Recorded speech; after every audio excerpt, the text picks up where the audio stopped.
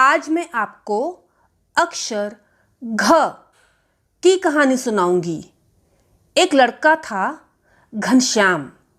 घर में सब प्यार से उसे घन्नू बुलाते थे। घन्नू के बाल बहुत सुंदर, घने और घुंघराले थे। घन्नू को अपने बालों पर बड़ा घमंड था। घन्नू की मम्मी रोज घड़े में ठंडा पानी रखती थी। घर वाले उस पानी को बड़े स्वाद से घट घट करके पी जाते थे। घन्नू अपनी साइकिल से रोज घूमने जाता था और रास्ते भर घंटी घन घनाते हुए बजाकर सबको परेशान करता था। घन्नू के पापा की घड़ी की दुकान थी। घन्नू बहुत ही बदमाश लड़का था। वो सबको परेशान करता था।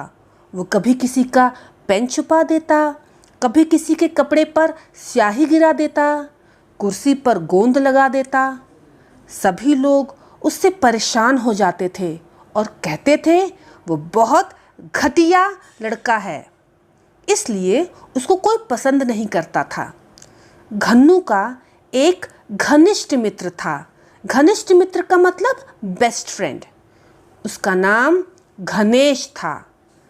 घनेश घन्नू को बहुत समझाता था, पर घन्नू किसी की नहीं सुनता था।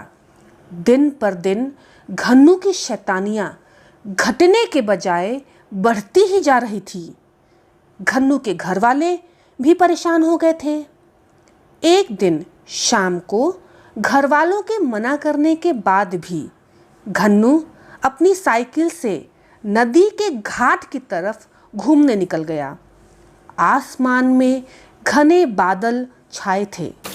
थोड़ी देर बाद घनघोर बारिश होने लगी। घन्नू को घबराहट होने लगी क्योंकि उसकी साइकिल नदी के घाट के पास खराब हो गई थी और चारों तरफ पानी भरने लगा था। घन्नू को लगने लगा कि कहीं नदी में से घड़ियाल बाहर आकर के उसको घसीट कर नदी में ना लेकर चला जाए। वो डर के मारे जोर जोर से रोने लगा। तभी उसने अपने घनिष्ठ मित्र घनेश की आवाज़ सुनी। घनेश उसे पुकार रहा था, घन्नू घन्नू।